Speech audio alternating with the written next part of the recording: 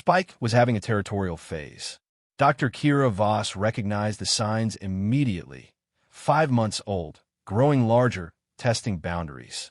The largest of the 3 cubs had discovered possession and wasn't sharing. Currently, he was guarding his favorite enrichment toy, a sensory ball that rolled unpredictably, with all the ferocity of his predator ancestry. Luna had tried to approach. Spike had growled, low and warning, quills half raised. Luna ritritif. Echo watched nervously from the corner. Kira observed for a few minutes, then walked over deliberately. Spike saw her coming. His growl deepened, crystalline eyes fixed on her. The message was clear, mine. Stay back. Every other staff member would have retreated, called for behavioral intervention, updated protocols. Ryloth cubs at this age were developing their predator instincts. Aggression was natural, expected, and dangerous to challenge. Kira walked straight up to him. No, she said firmly. She reached down and took the toy. Spike's growl escalated to a snarl. His quills extended fully. For 1/10 second, the enclosure held its breath. Kira didn't flinch. She held his gaze, calm and unimpressed. Then she tossed the toy across the enclosure. It bounced and rolled, making the enticing sounds that the cubs loved. Luna and Echo immediately perked up, looking between Spike and the toy.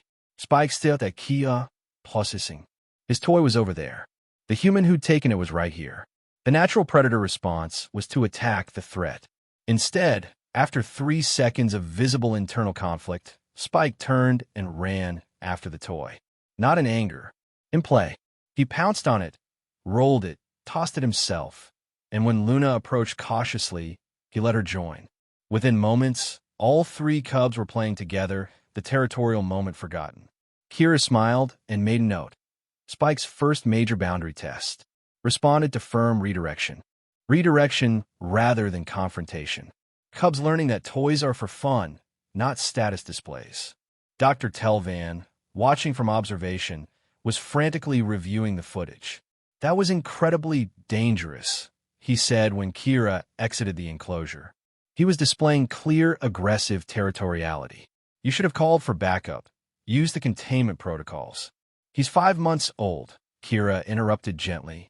He wasn't being aggressive. He was being insecure. There's a difference. How could you possibly know? Because I've raised earth animals. Puppies do the same thing. They guard toys, growl, test whether they're pack leaders or pack members. She pulled up her datapad, showing Earth Dog behavioral studies. You don't reinforce the behavior by retreating.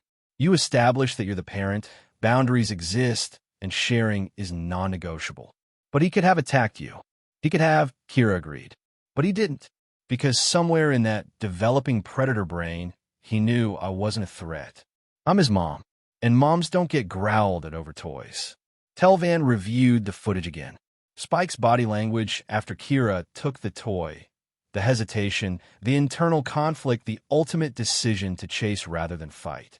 He chose play over possession, Telvan murmured. That's sophisticated social reasoning. That's being 5 months old and learning boundaries, Kira corrected. Every kid needs to learn that growling at mom doesn't work. Even predator kids. 2 weeks later, all 3 cubs understood the new rule. Toys were communal. Growling meant temporary toy confiscation, and a human was always the final authority. Spike tested it twice more. Both times, Kira took whatever he was guarding, tossed it, and walked away. Both times, he chose the toy over the confrontation. By the 3rd week, when Echo tried a tentative growl over food, Spike actually intervened. Taking Echo, here, you deal with this. Kira accepted the bowl, set it down between all 3 cubs, and supervised while they ate together. That's my good boy, she told Spike, scratching behind his quills. You're learning.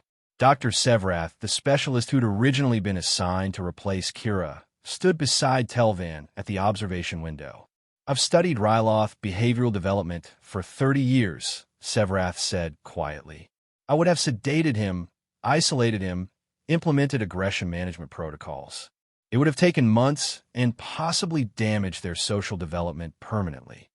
And she just took his toy, Telvan said, and taught him that love includes boundaries. That parents don't fear their children, they guide them. Sevrath's voice held reluctant admiration. I know the theory of interspecies developmental psychology. She knows how to raise a child. Those aren't the same thing. In the enclosure,